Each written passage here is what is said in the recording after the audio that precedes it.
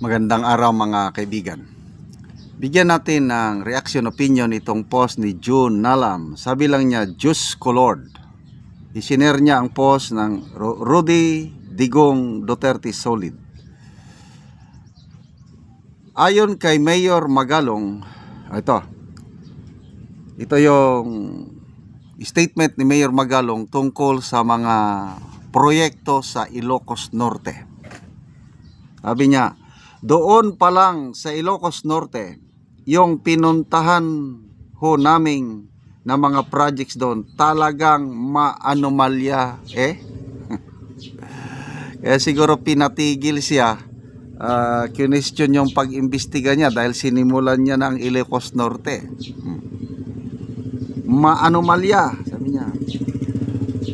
Base doon sa files na naibigay ho sa amin, it's about 13 billion din ang natanggap niya, meaning Sandro Marcos, noong 2025. Tapos iba pa ho yung sa ibang distrito pa ng Ilocos Norte. So can you just imagine, for the entire Ilocos Norte, almost 20 billion for 2025 ang naibigay dyan. At may mga choice na kuwan dyan. May mga pinili lang na mga kontrakto. So, salamat po, Mayor Magalong. First time kong come across nitong ganyang pagpapahayag. Kasi nga, nakakapagtaka, bakit parang exempted sa investigasyon ang Ilocos Norte? Minsan lang nagpahayag si General Azurin, nagbisita daw sila, may 4 silang tinignang flood control projects, okay naman daw, ganun lang. Kaya lang may nabasa akong article ng Daily Tribune kahapon. Nako, isang tulay, kano bang pundo? Milyones din 20, basta malaki-laki, milyones. Ang report completed na.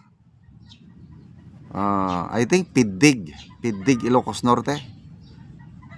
Completed na, kailang nakatayo doon mga poste pa lang sa tulay across the river. So, ngayon na naglalabasan na ang katotohanan na wala talaga itong ICI. Selective. Kahit nga si Senator Lacson, yun na rin ang kanyang pahayag na sana ang Pangulo huwag na lang makialam sa investigasyon dahil ang perception ng taong bayan pag nakikialam pa, mayroong pinipili. Anong pinipili? Mga kalaban sa politika, mga Duterte. Tingnan nyo nung nagkaroon ng Bagyo Tino sa Cebu. Humagupit, grabing nasalanta.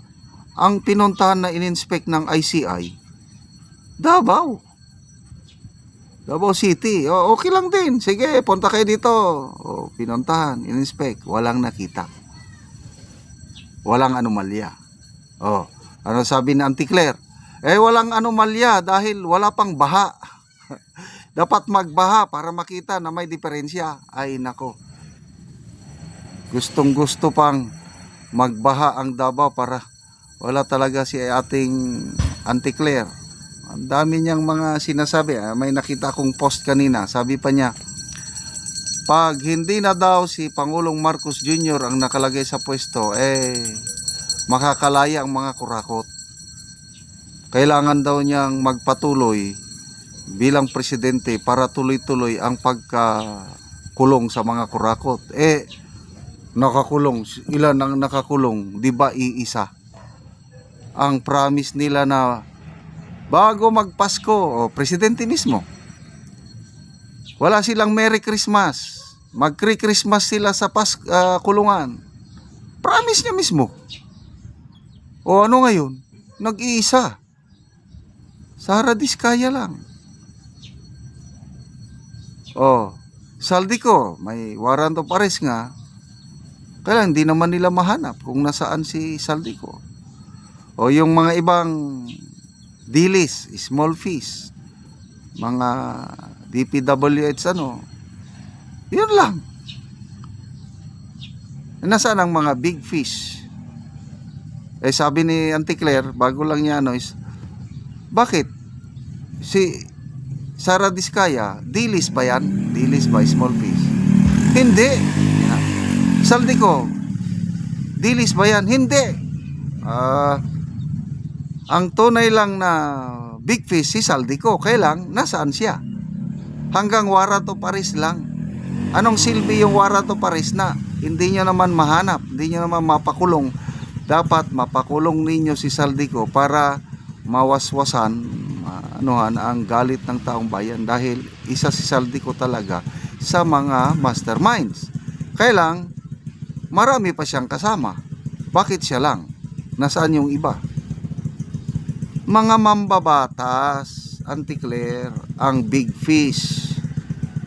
Si Sara Diskaya, biktima rin yan.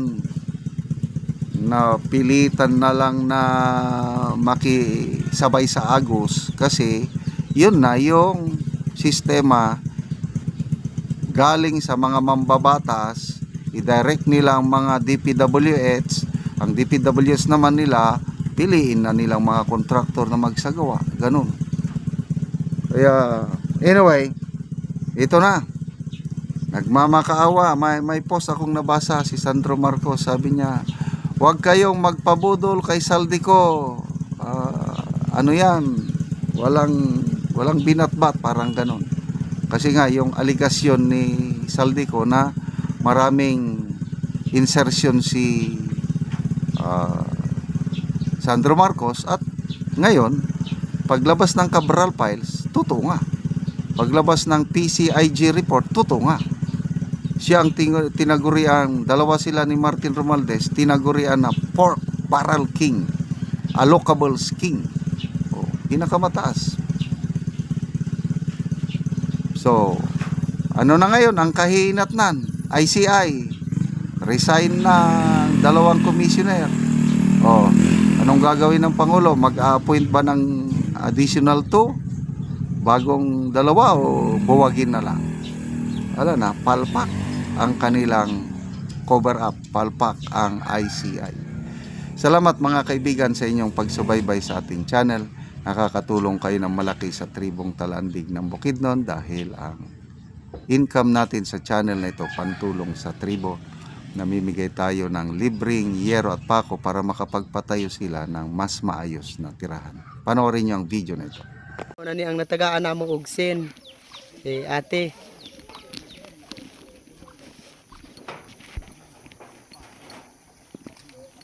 Nani ang iyang balay. Buslot na, giantos lang namo ang mga buslot. Sumuna na ang itsura sa ilang balay. Gipangbutangan lang namo og silopin kay aron nga dili mi ulanan. Butangan lang og silupin kay Kay kung mag-ulan dosi na matulan. katuig sa among pagpuyo dire, unya giantos lang namo nga ang among abuhan maglungag mi, mabasa na mi, gisapaw-sapaw lang namo ang sin. So muna na gyud na ang ilang kahimtang. Sapaw-sapaw lang daw ang sin.